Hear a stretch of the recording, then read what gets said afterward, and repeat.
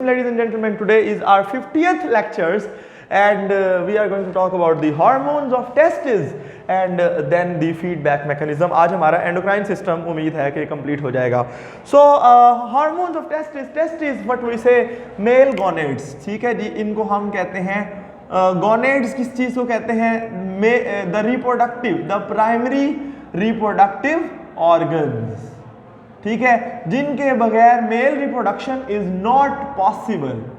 ठीक है जी, तो primary reproductive organs they are the testis. आज हमने उनकी जो टेस्टिस का रियल फंक्शन है दैट इज, टेस्टिस बेसिकली किस चीज़ के बने होते हैं? We know that in the testis there are small would say that lobes in which there many a large number of the coiled, ऐसे कॉइल्ड ट्यूब्स आर प्रेजेंट जिनको हम seminiferous tubules कहते हैं. And in those seminiferous tubules the sperm production occurs by a process called as spermatogenesis and we are not going to talk about, वो अगले chapter की बात है. सही है, पर हम आज जो बात करेंगे that is about the hormones of testis, like जो के हैं जो हार्मोन्स, यानी उसकी हार्मोनल इंपॉर्टेंस क्या है एंड वो हार्मोन्स क्या रोल प्ले करते हैं. There are two testis in every male, in every normal male, in case of human as well as in animals, and these two testis are hanging, they are present outside the body, they are in the sac like structure of that sac is made up of the skin and that is known as the scrotum. उसके बारे में अभी सिर्फ मैं एक lateral view यानी एक side वाला व्यू बना देता हूँ. This is the scrotum and this is first किया वन टेस्टिस, एंड इससे रिलेटेड हमें अभी मजीद कुछ नहीं पढ़ना, सिर्फ इसके हार्मोन्स को डिस्कस करना है. ठीक है, वरना इसकी स्ट्रक्चर और भी बहुत सारी. ठीक है जी, तो इससे दो हार्मोन्स निकलते हैं जिनमें से एक द मोस्ट इंपॉर्टेंट है जिसको हम कहते हैं टेस्टोस्टेरोन. ये बेसिकली टेस्टो मतलब टेस्टिस से निकला, स्टेरोन मतलब ये एक लिपिड बेस्ड स्टीरॉयड हार्मोन है. And the second is that is 17 beta hydroxy testosterone. ये दोनों हार्मोन्स जो है ना बड़े इंपॉर्टेंट इसलिए हैं कि अच्छा, नॉर्मली ये हार्मोन प्रोड्यूस होना शुरू हो जाता है right at the beginning of the development. यानी ये स्टार्ट कब होता है खुद ब खुद? दैट इज इनिशिएशन, यानी जब हमारी डेवलपमेंट स्टार्ट होती है फीटस की, तो ये जो है ये स्टार्ट हो जाता है. उसकी वजह होती है कि सर्टेन जीन्स होते हैं जो वाई क्रोमोसोम्स के साथ लिंक्ड होते हैं और वो स्विच ऑन होते हैं और वो एक खास किस्म का, यानी दिस हार्मोन स्टार्ट प्रोड्यूसिंग. और ये क्या करता है? ये शुरू में यानी टेस्टिस को डेवलप कराता है, उनका साइज बढ़ाता है और वो सारा कुछ करता है.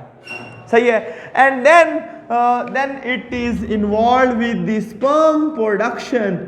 ठीक है जी, एट द स्पर्म प्रोडक्शन को हम कहते हैं इंड्यूस करता है, not all the time but शुरू में, यानी जब एज ऑफ प्यूबर्टी यानी जब एक मेच्योरिटी की एज आ जाती है, व्हेन अ मेल इज हम कहते हैं वायबल, यानी is able to produce viable sperms, जब वो स्पर्म प्रोड्यूस करने के काबिल होता है तो that age is called puberty. और उस टाइम पे ये इसकी इंडक्शन करता है, यानी स्पर्म प्रोडक्शन स्पर्मेटोजेनेसिस को स्टार्ट कराता है. Because spermatogenesis does not start at the beginning, वो शुरू में नहीं होता. अच्छा, उसके बाद याद रखिएगा जब प्यूबर्टी की एज आती है तो इसका सबसे इंपॉर्टेंट जो इस हार्मोन के दो इंपॉर्टेंट तरीन फंक्शन है, बहुत important, that one is the, मैं इसको स्टार फंक्शन लिख देता हूं, हम कहते हैं it is the development of secondary male sexual characters. And those secondary male sexual characters include the baldness, और उसके बारे में हम थोड़ा सा पढ़ेंगे कि वो किस तरह होती है. एंड बाल्डनेस मीन बाल गिर जाना. Then the development of the growth of the hair growth on different other areas like face, like other areas of the body. ये एक सेकेंड, यानी हम कहेंगे हेयर ग्रोथ और ये है other areas of the body पे. Then baldness, and then there are others like हम कहते हैं जी coarseness of voice, आवाज का भारी हो जाना. So these are the secondary male sexual characters जो कि बेसिकली टेस्टोस्टेरोन की ही जिम्मेदारी हैं. और अगर ये हार्मोन की, अच्छा याद रखिएगा शुरू में ये बढ़ता है क्योंकि जैसे जैसे टेस्टिस डेवलप हो रहे होते हैं तो वैसे वैसे ये बढ़ता जाता है। और उसके बाद फिर एक टाइम आता है at the age of puberty, और जो दूसरा वो जो यानी लाइक दिस, शुरू में ये हार्मोन बढ़ता है, then it become almost constant until the last years of the age, यानी जब बहुत ज़्यादा एज हो जाती है देन इट स्टार्ट डिक्रीजिंग, उस वक्त तक ये तकरीबन कांस्टेंट रहता है। अब दूसरा इंपॉर्टेंट स्टार फंक्शन है, that is the what we say the stimulation, याद रखिएगा, stimulation of sex drive.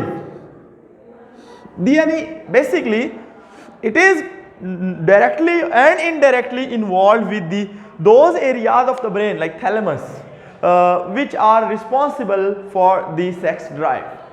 Sex drive mean हम कहते हैं desire to do the sexual act, and this hormone interacts with those areas of the brain and initiates a response in the body that we say this is the sex drive. So ये hormone के ये function है। और 17 beta वो ये simple सी बात है, अगर जो एक्स्ट्रा टेस्टोस्टेरोन होता है that goes to this, that is converted into beta hydroxy testosterone, and then this hormone is, हम कहते हैं it is absorbed by hair follicle, सिर्फ बाल, सर के बाल हैं, ठीक है दी हेयर फॉलिकल्स, और वो जब इसको एब्जॉर्ब करते हैं एक्स्ट्रा टेस्टोस्टेरोन को यानी बीटा हाइड्रोक्सी टेस्टोस्टेरोन, तो वो किस में कन्वर्ट हो जाते हैं, वो थिन होना शुरू हो जाते हैं, कमजोर होना शुरू हो जाते हैं, अल्टीमेटली दे फॉल ऑफ। समझ आ गई? तो पैटर्न बाल्डनेस जो हमारी नेचुरल यानी SRY gene male from father to the son and then to his son, not to the daughter, वो ऐसे जीन्स जो Y क्रोमोसोम के साथ लिंक होते हैं, हम इसके बारे में पढ़ेंगे जेनेटिक्स, उसमें ये ही पैटर्न, इसे कहते हैं पैटर्न बाल्डनेस, यानी एक फैमिली में एक ही पैटर्न है, कोई यहाँ से गंजे हो जाएंगे, कोई यहाँ से गंजे हो जाएंगे, एंड दैट पैटर्न डेवलप्स, वो इस तरीके से होता है असल। समझ आ गई जी बात की? क्लियर हो गया? तो आपको लग गया पता कि जी ये है जी टेस्टिस के function, and then we are going to talk about the feedback mechanism. याद रखें फीडबैक मैकेनिज्म एक बड़ी इंटरेस्टिंग चीज है। अगर आप सिंपल डिफाइन करें ना, तो हम कहते हैं the regulation of a process यानी कंट्रोल ऑफ अ प्रोसेस एक रेगुलेटरी प्रोसेस है, लाइक कोई भी ऐसी चीज है जो किसी चीज को रेगुलेट कर रही है, रेगुलेटरी प्रोसेस है, यानी ये एक एक्शन है जो किसी चीज को कम ज्यादा या बढ़ा या कम कर रहा है, सही है। अब इसकी अपनी रेगुलेशन यानी regulation of A regulatory process, ठीक है, बाय इट्स ओन प्रोडक्ट, सही है, by the results of process it is regulating. इसको हम केमिस्ट्री में अगर आम जुबान में बात करें, control of a reaction by its own product, असल बात यह है, सही है। एक रेगुलेटरी प्रोसेस की अपनी रेगुलेशन कैसे, जिस चीज को वो रेगुलेट कर रहा है उसके रिजल्ट से।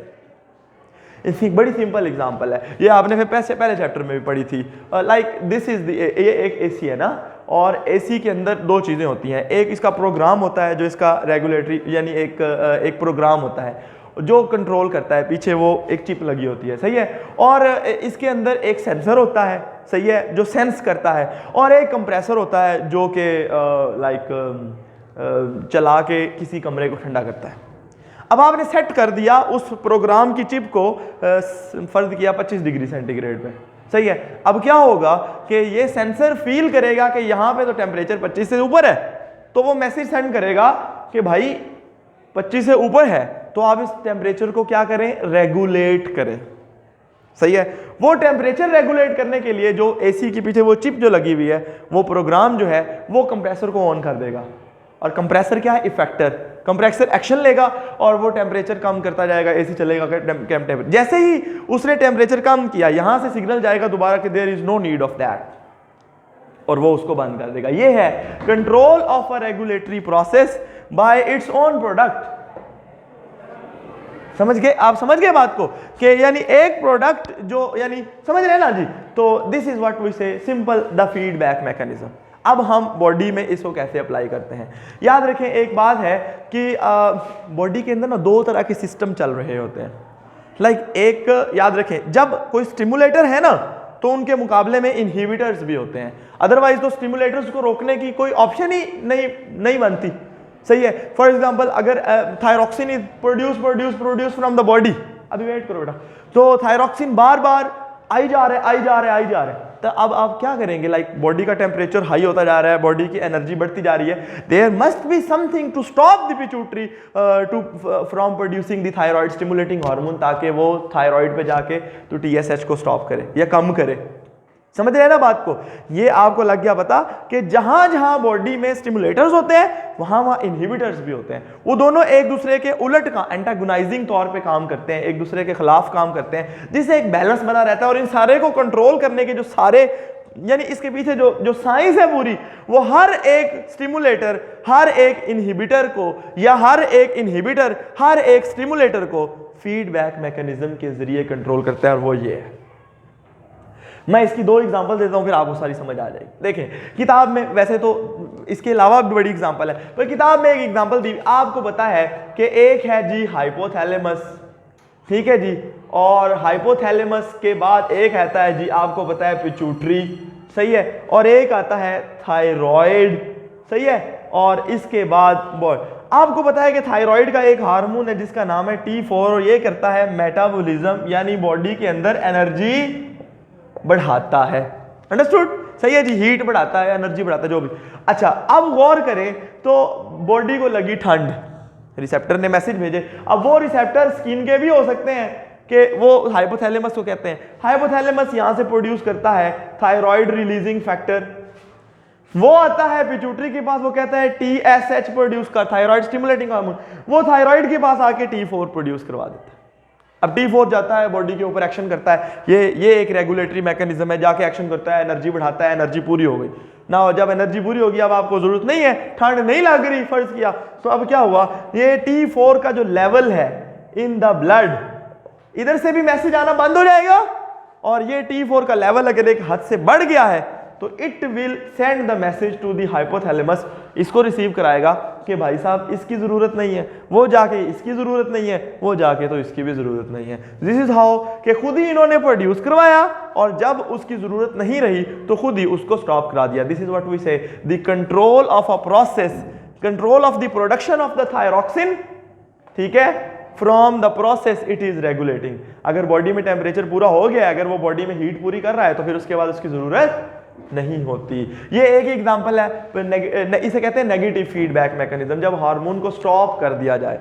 एक पॉजिटिव फीडबैक भी होता है, वो मैं सिर्फ इतना बता देता हूँ, किताब में तो वो बात नहीं लिखी हुई। वो होता है जिस तरह ऑक्सीटोसिन होता है, मैंने आपको बताया था चाइल्ड बर्थ के दौरान ऑक्सीटोसिन, जब कोई बच्चे का सर या बच्चे का कोई बॉडी का पार्ट सर्विक्स के अंदर आ जाता है, तो वो मैसेज सिग्नल, सर्विक्स की जो डिस्टेंशन होती है ना, सर्विक्स कहते हैं यूट्रस की ओपनिंग को, हम बात करेंगे अगले चैप्टर में, तो वो जैसे ही डिस्टेंड होती है ना थोड़ा, तो वो सिग्नल भेजती है, वो सिग्नल ऑक्सीटोसिन को लाता है। ऑक्सीटोसिन आके यूट्रस के मसल को दबाता है, वो जैसे मसल दबते हैं, वो बच्चा और थोड़ा सा आगे डिलीवरी के लिए होता है, तो और डिस्टेंशन होती है, और मैसेज आता है, और ऑक्सीटोसिन आता है। समझ रहे हैं ना बात को? इस तरह ये है पॉजिटिव फीडबैक में, यानी वो जो काम कर रहा है वो उसको मजीद बढ़ा रहा है जब तक डिलीवरी नहीं हो जाती। This is positive feedback mechanism, सही है। तो ये आपको लग गया पता, बॉडी के अंदर ज्यादातर हार्मोनल कंट्रोल्स जो हैं वो नेगेटिव फीडबैक से कंट्रोल होते हैं, बहुत कम ऐसे हैं जो पॉजिटिव काम करते हैं। मैं इसकी एक मजे की एग्जांपल देता हूँ आपको। अल्लाह ना करे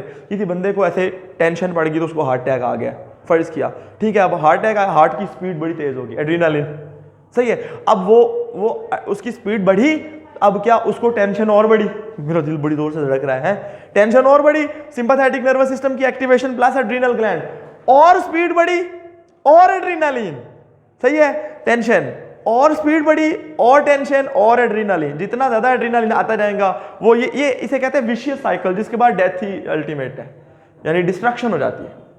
समझ रहे हैं ना बात को? यानी एक बंदे को हार्ट अटैक का प्रॉब्लम हुआ, उसको टेंशन बढ़ गई, मेरा हार्ट बढ़ गया है, हार्ट रेट बढ़ गया, उसका दिल और तेज से धड़का, उसको और टेंशन पड़ी, जितनी टेंशन पड़ी उतना एड्रेनालिन और ज्यादा रिलीज हुआ, और सिंपैथेटिक नर्वस सिस्टम भी जो आपको फाइट और फ्लाइट के साथ एक्टिवेट, ठीक है ना। अच्छा, टेंशन और बढ़ी, उसको उसका ब्लड प्रेशर और उसका जो हार्ट रेट है वो और बढ़ गया, जितना और बढ़ा उतनी और टेंशन, उतना और एड्रेनालिन। तो इससे क्या हुआ कि this all goes to review. Okay ठीक है जी, ये हमारा आज का था। Thank you so much.